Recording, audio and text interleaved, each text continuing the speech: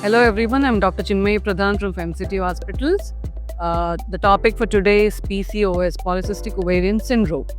This is basically a heterogeneous group of conditions affected both by genetic and environmental factors, which shows insulin resistance, obesity, menstrual irregularities, infertility, subfertility, acne, hirsutism, because of increased androgen production by the ovaries themselves. So the name comes from enlarged ovaries, which are polycystic with multiple cysts arranged in a necklace pattern around the periphery of the ovary. Does PCO affect fertility? Of course it does.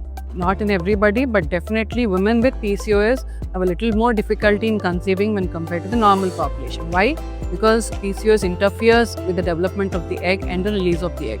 Most likely cycles are anovulatory, and because of the associated menstrual irregularities, they find it a little difficult to conceive. Is PCOS associated with hypothyroidism? Hypothyroidism doesn't cause PCOS, but definitely women with PCOS are more likely to develop hypothyroidism, especially when they have a family history. Around 11 to 14% association is seen. Is PCOS associated with diabetes mellitus? Yeah, insulin resistance, obesity, and dyslipidemia are the sequence which lead to secondary type 2 diabetes later in life. So they are definitely have a very strong association.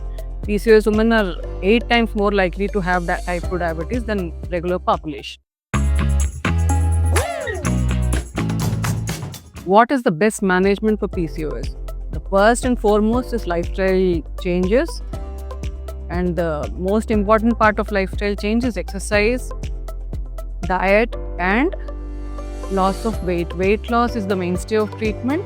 How do you achieve weight loss? By exercise and good diet, timely and better food habits.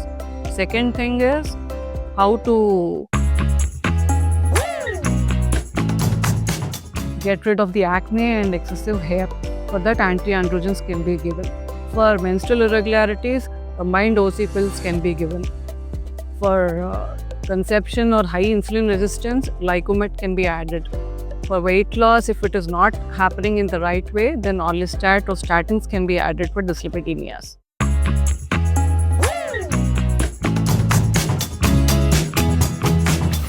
For conception, we can use ovulation induction drugs. The second thing is planning of intrauterine inseminations. If at all it's not possible, then IVF. The last but not the least, surgical management. PCO drilling may be rarely necessary for some resistant women who don't respond to regular management. Thank you.